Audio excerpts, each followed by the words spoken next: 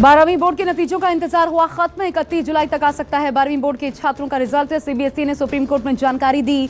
CBSE, ICSE समेत राज्यों के 12वीं बोर्ड के छात्रों के रिजल्ट को लेकर सुप्रीम कोर्ट में आज सुनवाई हुई। सरकार ने सुप्रीम कोर्ट में रिजल्ट जारी करने का फॉर्मूला दिया।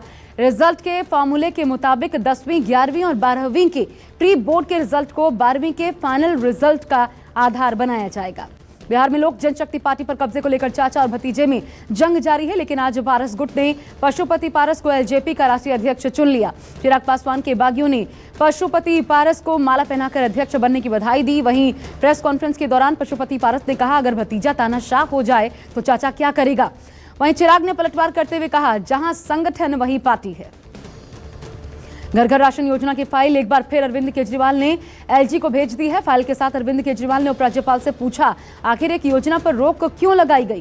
केजरीवाल ने लिखा, हमारी योजना कानून के मुताबिक सही है। ये योजना केंद्र सरकार के आदेशों का पालन करने के लिए लाई गई है। कोरोना काल में इस योजना को रोकना गलत है। एंटीलिया विस्फोटक मामले में एनआईए ने पूछताछ के बाद मुंबई पुलिस के पूर्व एनकाउंटर स्पेशलिस्ट प्रदीप शर्मा को गिरफ्तार कर लिया। मनसुख हिरेन हत्या मामले में गिरफ्तार हुए आरोपियों की फोन लोकेशन वारदात वाले दिन प्रदीप शर्मा के घर के पास मिली है। जिन 2 लोगों की गिरफ्तारी हुई उनमें से एक प्रदीप शर्मा का खबरी था। अब एनआईए पता कर रही है कि मनसुख हिरेन हत्या और एंटीलिया विस्फोटक में प्रदीप शर्मा का क्या कनेक्शन है। बंगाल में सियासी हिंसा की खबरों के बीच पश्चिम बंगाल के राज्यपाल जगदीप धनखड़ ने गृह मंत्री अमित शाह और राष्ट्रपति से मुलाकात की। मुलाकात के दौरान कई अहम मुद्दों पर चर्चा हुई। दिल्ली दौरे पर आए धनखड़ पीएम मोदी से भी मुलाकात करेंगे। अयोध्या में श्री राम मंदिर ट्रस्ट द्वारा खरीदी गई जमीन को लेकर एक और नया एंगल सामने आया। जिस दिन ट्रस्ट ने सुल्तान अंसारी और रवि मोहन तिवारी से 2 करोड़ की जमीन 18.5 करोड़ में खरीदी, उसी दिन जमीन का दूसरा टुकड़ा ट्रस्ट ने 8 करोड़ में खरीदा। दूसरी जमीन हरीश पाठक और कुसुम पाठक से सीधे खरीदी गई। दोनों सौदों में अनिल और मेयर ऋषिकेश उपाध्याय ही गवाह थे। अयोध्या विवाद को लेकर कांग्रेस ने पूरी यूपी में जोरदार प्रदर्शन किया। प्रदर्शन के दौरान लखनऊ में कांग्रेसी कार्यकर्ता सड़कों पर उतरे। कलेक्ट्रेट को ज्ञापन देने जा रहे कांग्रेसियों को पुलिस ने रोकने का प्रयास किया। इसके बाद कांग्रेसी कार्यकर्ताओं ने जिला मुख्यालय के बाहर जमकर नारेबाजी की। पुलिस ने कार्रवाई करते हुए कार्यकर्ताओं को हिरासत में लिया।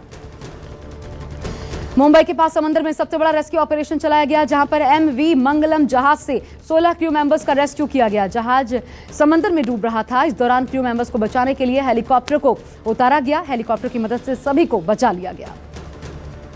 जम्मू कश्मीर के मेंढर में सुरक्षा बलों ने बड़ी आतंकी साजिश को अंजाम दिया, लेकिन इस अंजाम देने के पहले सुरक्षा बलों ने साजिश को नाकाम कर दिया। सुरक्षा बलों ने आतंकी ठिकानों से 17 ग्रेनेड बरामद किए, जिसके बाद पुलिस के बम निरोधी दस्ते ने ग्रेनेड को डिफ्यूज कर दिया। पिछले 1 साल से कई आतंकी ठिकानों को सुरक्षा बलों ने नेस्तनाबूद किया है।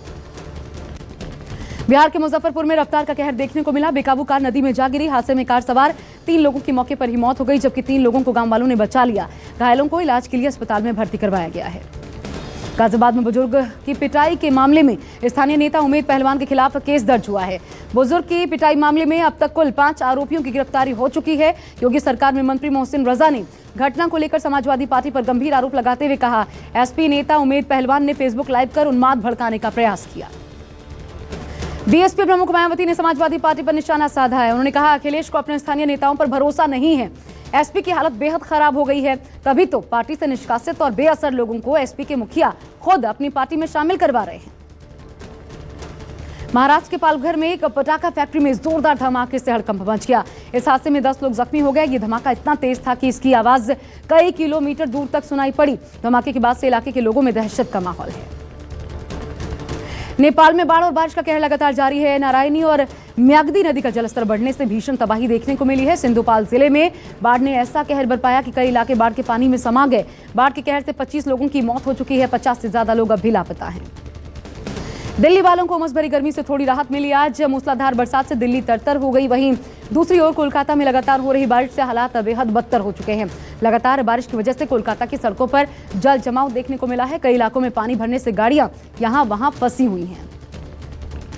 देश भर में डॉक्टरों के खिलाफ हो रहे हमलों को लेकर इंडियन मेडिकल एसोसिएशन ने कड़ा विरोध जताया है। डॉक्टर्स पर हमलों के विरोध में आईएमए कल देश भर में विरोध प्रदर्शन करेगा। आईएमए ने मांग की है, डॉक्टर्स की सुरक्षा को लेकर सरकार सख्त कानून बनाए।